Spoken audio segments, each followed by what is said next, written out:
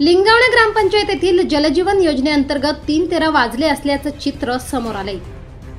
पेठ तालुक्यातील लिंगावणे ग्रामपंचायतमध्ये जलजीवन मिशन योजनेअंतर्गत झालेले काम अगदी निकृष्ट दर्जाचे असल्याचे निदर्शनास आले असून अंदाजपत्रकाप्रमाणे काम झालेले नसल्याचे चित्र आहे।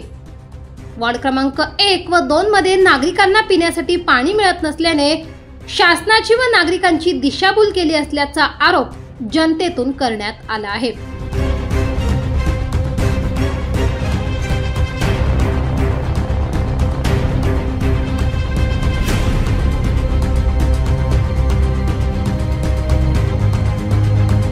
काही अधिकारी वर्गाने गावातील ग्रामस्थांना पूर्ण माहिती न देता ग्रामसभा घेऊन योजना ताब्यात दिली आहे। या बोगस कामाला जबाबदार कोण असा सवाल देखील ग्रामस्थांकडून होत आहे। ग्रामपंचायत का कंत्राटदार हा या बोगस कामाला जबाबदार आहे असा प्रश्न सामान्य जनतेला पडला आहे।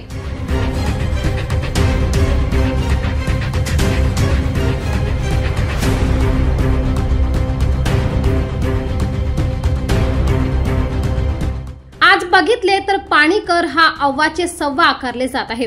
त्या संदर्भात स्थानिक पातळीवर चौकशी करून योग्य ती कारवाई करावी अशी मागणी नामदेव गावित यांनी जिल्हा परिषदेचे ग्रामीण पाणी पुरवठा विभागाचे कार्यकारी अधिकारी यांना निवेदनाद्वारे दिली आहे।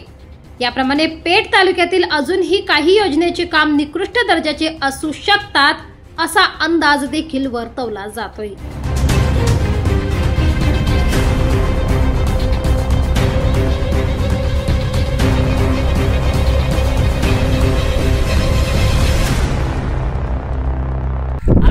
मागील महिन्यात जिल्हा परिषदेत अर्ज केलता।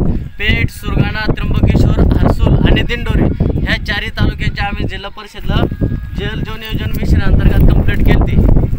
काम मानलं जलजीवन योजनेचे काम एकदम हलक्या पद्धतीचं वाटतं आणि एवढा कोट्यवधीचा खर्च शासनाने जाहीर केला।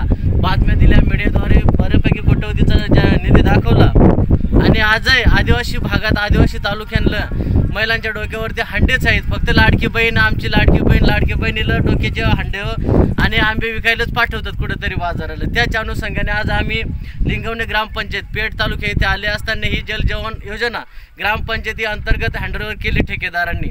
आता बघू आपण हे जलजीवन योजनेचं काम कशा पद्धतीने झाले। बघा ही पाईपलाईन 3 फूट पाहिजे, आता इथं किती झाले ते पाहिजे का रे भाऊ, ते पहा ना। बघा आता हे किती भारी काम केले एकदम आणि त्या ठेकेदार साहेबांचं तर मी अभिनंदनच मानेन।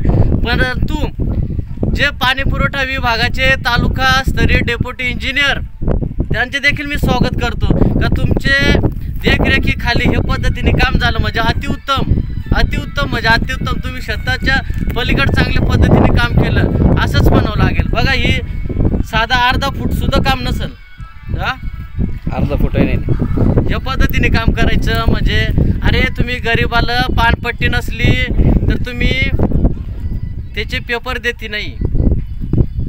वर्षातून महिन्यातून एक वेळेस पाणी सोडता आणि वर्षभराची पट्टी वसूल करून घेता।